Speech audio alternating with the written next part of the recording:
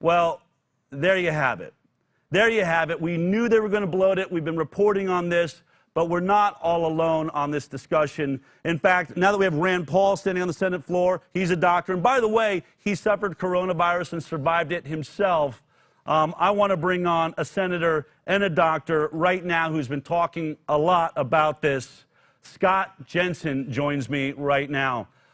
Scott, I've seen you on Fox News. I've seen you all over. You're a doctor. You're also involved in politics. You know, we reported several weeks ago that it looks very much like the CDC is asking doctors and coroners or whoever fills out these forms to bloat the numbers. Go ahead and take it, make it all COVID-19.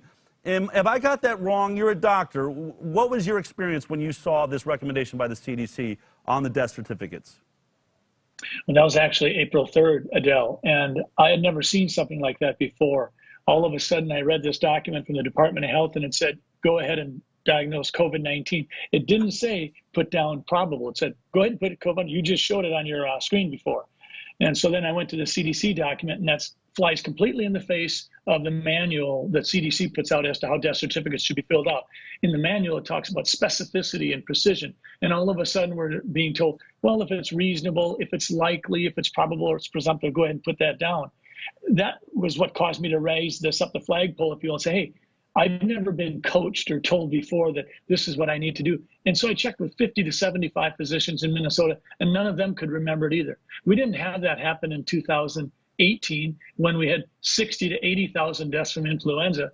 If I diagnosed pneumonia and I put that on the death certificate, nobody was telling me to put influenza on it as well if I happened to be in the middle of a flu epidemic. If I didn't test for it, if I didn't have an interest in testing for it, then I certainly shouldn't be putting it on the death certificate.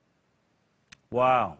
And so when you think about it, when you think about what's happening, can we then assume, you know, and look, I want to be clear. Doctors are good people. They mean well. They also really, you know, I think that one of the things that we've learned, you know, on the high wire is they really want to do what the CDC tells them to do. The CDC writes the Bible in many ways of how they move forward, what they're supposed to do. So in this case, you have doctors doing what they're being told to do. It also helps, I think, bring funding into the hospital, I would think, you know, but do you think that there's a real likelihood that these death rates, if we really went back, I know that Italy had said that 99% of the deaths in Italy had comorbidities, other life-threatening illnesses, and when their health department went back through, they said you should really look at it as though only 12% of death certificates have shown a direct causality from coronavirus. Do you feel like that might be an accurate way how we should be looking at the overall death numbers right now? Absolutely. Typically, death certificates are filled out based on causation. And now we're simply saying, well, you can just correlate it to what happens to be going around. I mean, we never do things like that. So I think that undermines the public trust. And then if you start looking at the actual numbers of how dollars come into this, when someone adds a diagnosis to a death certificate or a hospital discharge summary, that doesn't necessarily mean that they're doing anything wrong. I've been in hospitals for 35 years, and I've had administrative, clerical type of coding people come alongside of me and say, Dr. Jensen, I noticed that you discharged this patient with heart failure and pneumonia. And I say, yeah, that's right. That's what they had. And they'll say, well, but they also had a low potassium. And I say, yeah, but the low potassium really didn't have a lot to do with what we did during the hospitalization. But the coding person will say, but they did have it. So if we put that diagnosis down, we might get paid more. And it's true. And the fact of the matter was they had a low potassium, so I'll add that diagnosis. That oftentimes matters. We've been told by hospitals for Medicare patients, it's way better for us to put down dehydration as the primary diagnosis and diarrhea as the second, because if you flip it, you get paid less. So there's no question, hospital administrators will coach us. And that's when I put some information out as to how much do you get paid for a standard pneumonia if it's a Medicare patient? How much do you get paid for if it's COVID-19? How much do you get paid if it's COVID-19 with a ventilator? What are those numbers? These things matter. What are those numbers? I actually sent them over to you. But if a typical garden variety pneumonia without complications for a Medicare patient will be about $5,000.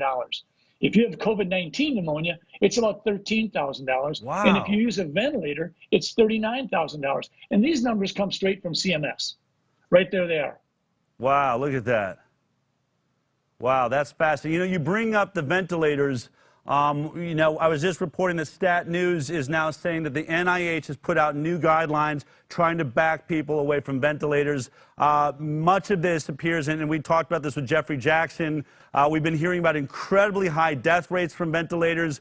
Many people remember Kyle Seidel coming forward in New York saying, I mean, really like screaming from a mountaintop, like Paul Revere saying, I don't know what this is, but it does not appear to be, you know, the, ARDS, as we know it, acute respiratory distress syndrome. These people don't have liquid in their lungs. They're talking to me. They're coherent, and I'm putting them in a coma and putting a ventilator down their throat. This video came out just over the last couple of days. We weren't able to vet who this is, but he's saying something similar. So just so people get an idea, I want to ask you if this is true. But first, I don't know if you saw this video. Take a look at this. I am a respiratory therapist, been doing this for 21 years. I've been kind of all over the place doing this. I wanted to show you our equipment room here. So we want to talk about COVID-19. First thing I want to say is does it look like there's a ventilator shortage? There's not. Okay, let's talk about ventilators and why there would be a shortage of ventilators. Well, this is non-invasive ventilation here, CPAP or BiPAP. This is a mask that gets strapped on you, and we can help you breathe with that. We're not allowed to use those, okay? We're finally opening up to where we can use them a little bit, but for the most part, since COVID came out, they said absolutely not. That's going to cause the virus to spread all over the place by spraying aerosols everywhere, and so we can't use it. You have to let the patient crash and go straight to a ventilator. Okay, traditionally that's not the way we would treat a patient. We also have aerosolized medications, bronchodilators. We're not allowed to use those either. So everything that we would traditionally do, we're not allowed to do. Now, I found this video interesting because I've had a lot of anonymous reports from doctors that didn't want to speak out, not quite as brave as yourself, and saying exactly this, that we were not using oxygen because there was a concern that it would aerosolize. Therefore, we were just letting these people get to the point where they're starved of oxygen, and then you're just moving straight into a ventilator. Now, I don't mean to put you on the spot, and this really wasn't what you came on for, but since you're involved in this, is there accuracy to this discussion? And is this, when we see new guidelines from the NIH, are they now saying, let's use those other oxygen techniques versus, waiting for a ventilator? Is there any truth to this story from your perspective? Well, this story was problematic for me, and I had seen the video because he didn't identify who he was. Right. I think part of what it indicates is that initially our understanding of this disease was overly simplistic. We initially thought it was mucus plugs, and then we thought it was alveolar damage. And then we started saying, well, gee, if we just jack up the pressure, we don't seem to be helping these people. Instead of 1 out of 3 people dying on a ventilator, we're having 2 out of 3 people dying. So wow. I think what we've learned is that the COVID-19 disease is a multi-system encroachment. I mean, we're seeing people with blood in their urine. We're seeing impact on liver. So we've really had to take a step back. And I think we're trying to learn as fast as we can. But I think that your basic question is this ventilator shortage the crisis that we had been led to believe? For a variety of reasons, one of them being that ventilators may not be as useful as we thought. I think that we're going to, at the end of this corona epidemic, when we get to the other side, we're going to see unpacked ventilators sitting on pallets, because we, in Minnesota, for every ventilator being used, we probably have 5 to 10 waiting on the sidelines. Wow. And I think that this is a huge issue. And I think what we did is we hit the panic button. But Dale, if I could be so bold, I would just like to say, one of the things I'm really concerned about is moving the goalposts. Initially, we were told, stay with us, build the public trust, social distancing, and we're going to have to lock you down because we really need to stop this transmission. The initial rationale was we need to flatten the curve, we need to build up our preparation so we don't overwhelm our hospital facilities. Right now, most hospitals, everyone virtually in Minnesota, they're dying on the vine. Their occupancy rates are 25%. We're losing $31 million a day in hospital. We have flattened the curve. We have pushed the peak down. We have adequate hospital capabilities now. If if we've done the things that we wanted to do, then why would we continue to lock down? There's no reason to. You've already said very persuasively that wherever we end up on the fatality rate here, it's going to be somewhere between 0.1 and 0.4. It's not going to be anywhere near the 30% that MERS was in 2013. It's not going to be the 10% that SARS might have been in 2003. It's not going to be the 5 to 10% in 1918. This is going to be somewhere 1 out of 200 people, 1 out of 1,000, somewhere in there. So we've got to revitalize America, because when it comes to mind, body, and spirit, the mind and the spirit are being crushed, and we're focusing entirely on the body and the virus. And we know that 40 to 50% of the people don't even know they have the disease. We know that. And another 40 to 50% are going to skate through it. So folks, let's press the chill button. We're okay. Let's get back to work. So let me ask you this. I mean, you're saying, you know, these numbers 0.1, 0.4, you know, somewhere in that range. You're also, you know, at the same time saying that the numbers we're looking at that are giving us that sense could very well be bloated. But I want to ask you one more question, because we are seeing, as I think you've, you know, clearly, and I know you have to be careful about this, and hospitals are doing the best they can, and everyone's learning what they can. And we can look back in hindsight and say, did the NIH move fast enough? Did we have an investigation into what were the actual symptoms? Could we have, you know, learned faster? But it does seem clear that ventilating everybody on this probably did raise the death rate. And my question to you is, as we're seeing, you know, success with multiple approaches from hydroxychloroquine to, you know, different sort of blood products that are bringing in antibodies, and then, of course, if we start moving into oxygen and moving away from ventilators, couldn't we assume that had this all happened over again, or if they're talking about maybe perhaps a relapse in the fall where, you know, coronavirus comes back, couldn't we assume that this death rate will be even lower, not just because of the bloated numbers, because we'll actually treat it better the next time around? I think that's an excellent point. I think you're absolutely right.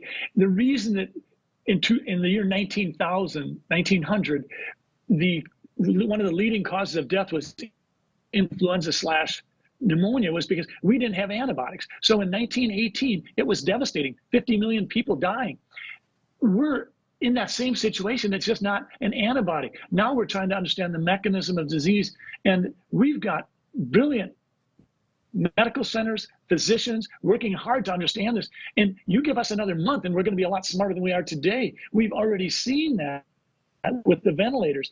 Whether it ends up being hydroxychloroquine, whether it ends up being convalescent plasma, whether it ends up being some of our antiviral agents, we're working desperately hard. And even the development of a vaccine, which may or may not be helpful, that's going to be, that's already being fast-tracked. So when we had Jerry Ford getting his vaccine on TV or on the newspapers, we end up having to stop that program because of the high incidence of Guillain-Barré. So we need to not put all of our hopes on a vaccine. We need to also let our own immune systems build a herd immunity. If we can get to 60, 70% of the population, we've accomplished a lot, and that's where we're heading. That's all fantastic news. Some of it broke up, but I get the sense of it. What you're saying is, you know, we've got to develop antibodies ourselves. That's what we're seeing. We have a large number already there. Let's continue this journey. Let's take care of those that are at risk, right? This very small percentage that clearly are having an acute issue. Let's make sure that they're protected while the rest of us go back to work. Most of us not going to have symptoms, for others very mild. And this idea of leaning on a vaccine somewhere in the future, we have seen problems with that before. And it looks like we have a way out of this, that the numbers are going to stay low in around the flu. And so my last question to you, you are also a politician. You're a state representative. And, you know, people are watching this show. There's a lot of people trying to wake up their friends and say, look, the studies are showing it. We can handle this. We can get out. We know how to deal with it now. We're getting better and better at it. What should someone do with their politics to say, I want to go back to my job. I'm not afraid of something that has a death rate of 0.1 to 0.2 or 3%. That's what the studies are showing. What is it we need to do as a people to end Groundhog Day here? To not have to wake up tomorrow morning to the same song on our alarm clock and this really droll, you know, depressing time where we're watching our jobs just pour down the drain. What do we need to do to get our government to wake up here? That's a great question, and I wish I could be more optimistic. The problem is so many states have been functioning on executive orders from the governor. So even though we have perhaps 201 legislators, we're not having 201 decision makers. We're having a governor and his team. So we need to focus our efforts at the governor and let that governor know. And in Minnesota, I think Governor Walz has gotten a lot of input, a lot of feedback, and we just need to double down and redouble our efforts and get as much input to him and say, we want to get back to work.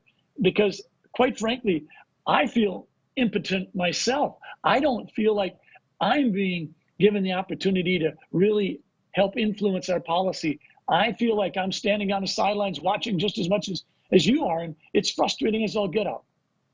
It really is. And so let me ask you this. I mean, I keep thinking this is the last question, but you are such a great guest because you're on all sides of this.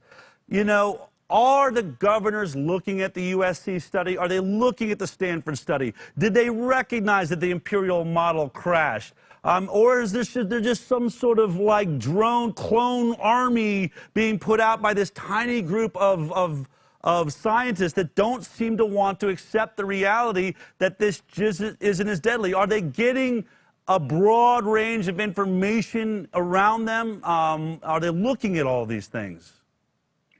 That's a great question. I think they're getting a glimpse of it, but I think what happens to elected leaders so readily, and I mean, I've only been in the Senate 4 years, but I've certainly watched us get captured in an echo chamber.